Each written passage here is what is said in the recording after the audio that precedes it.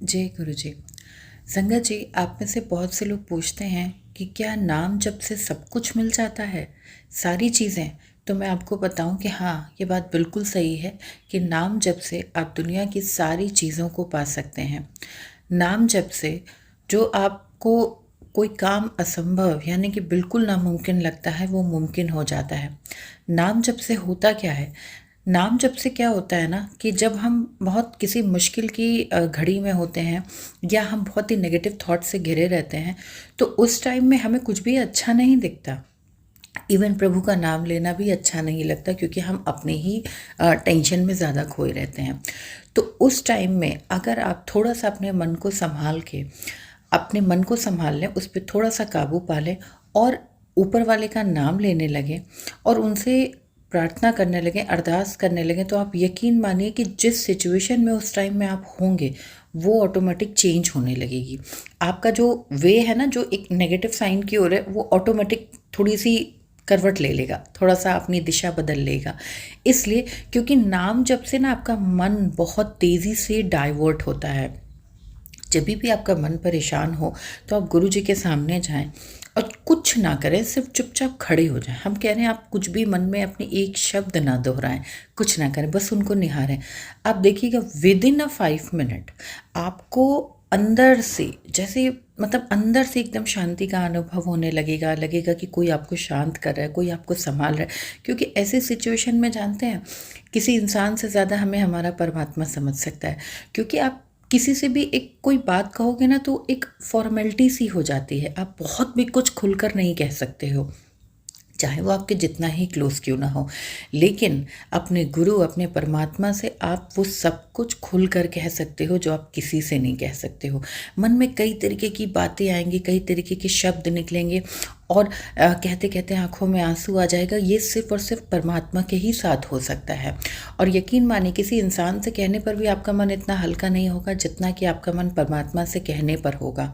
तो इसीलिए नाम जप में बहुत बहुत शक्ति होती है, बहुत लाभ होता है। लेकिन हम लोग क्या है कि उस चीज़ को सही तरीके से कर नहीं पाते हैं। जब वो सिचुएशन आती है ना, तो हम समझ नहीं पाते हैं कि हमें क्या करना चाहिए। बट एक्चुअली में अगर आप उस टाइम में नाम जप करते हो ना, तो आपकी टेंशन भी कम होती है। धीरे धीरे आपको रास्ता भी मिलने लगता है। रास्ता कैसे मिलेगा? कोई दूसरा आपको रास्ता नहीं बताता है, रास्ता भी आप खुद ही निकालते हो। कैसे निकालते हो? जब आप नाम जप करते हो, आपका माइंड यहाँ से बिल्कुल शांत हो जाता है, दिल यहाँ से बिल्कुल शांत हो जाता है। जब ये शांत हो जाता है तो खुद मतलब आपके दिमाग में पॉजिटिव वाइब्स होने लगती हैं। और दूसरी चीज़, जो हमारे गुरु हैं ना, वो आपको एक पॉजिटिव थॉट भेजते हैं दिमाग में, क्योंकि हमारा मन तो अब उनमें लग गया, हमने अपना ध्यान उनमें डाइवर्ट कर दिया। उससे क्या होता है कि जब हम वहाँ पर अपना ध्यान डाइवर्ट कर लेते हैं, तो वो हमें एक पॉजिटिव थॉट भेजते हैं। और उसका सोल्यूशन क्या निकलता है? निकलता ये है कि जिस परिस्थिति में हम जूझ रहे हैं, जिस परिस्थिति में हमें कोई जवाब नहीं मिल रहा है, वहाँ पे हम ये सोचने लग जाते हैं कि नहीं, इसका दूसरा पहलू ये भी तो हो सकता है, ये काम ऐसे नहीं तो ऐसे भी तो हो सकता है। कई तरीके के आपको आइडियाज़ आने लग जाते हैं, जिससे कि आप उस सिचुएशन से बाहर अपने आप को निकाल पाएँ।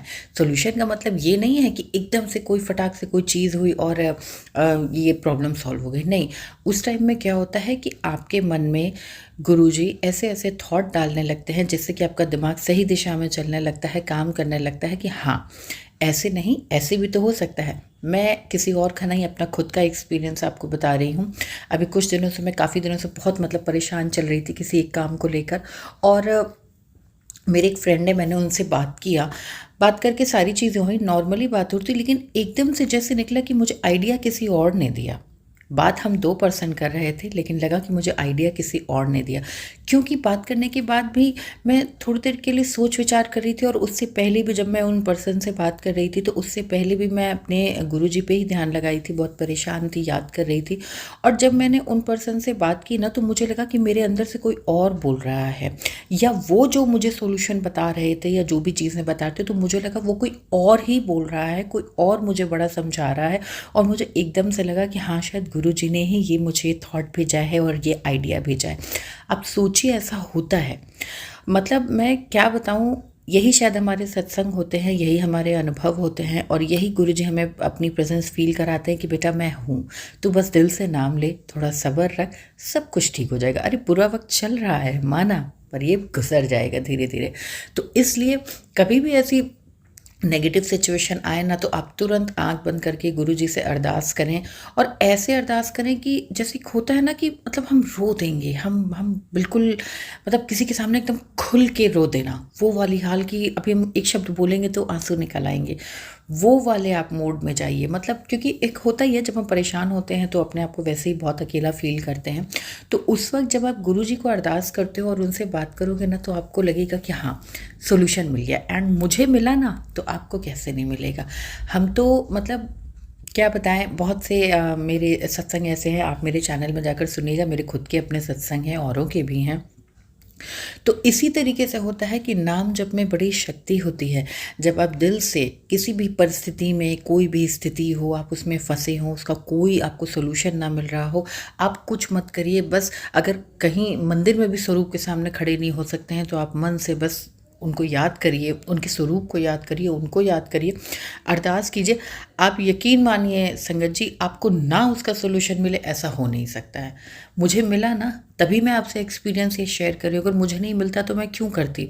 मेरी आस्था, मेरा विश्वास बहुत है गुरु जी पर, और मैंने वो चीज़ें महसूस की हैं, तो मैं आपसे कह रही हूँ।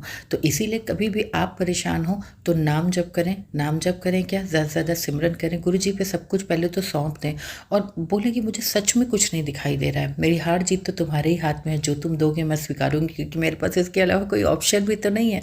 तो इट्स बेटर कि मैं खुशी खुशी तुम्हारा नाम लेके उस परिस्थिति को स्वीकार करूं। हो सकता है कि उस परिस्थिति में भी मुझे सब्र रखना आ जाए, मुझे संभलना आ जाए, या कोई सोल्यूशन मिल जाए। और हुआ भी यही कि मैंने उस नेगेटिव सिचुएशन में भी ऊपर वाले पे सब कुछ छोड़ दिया, एंड उन्होंने ही मुझे रास्ता दिखाया कि बेटा तेरे लिए ये रास्ता है।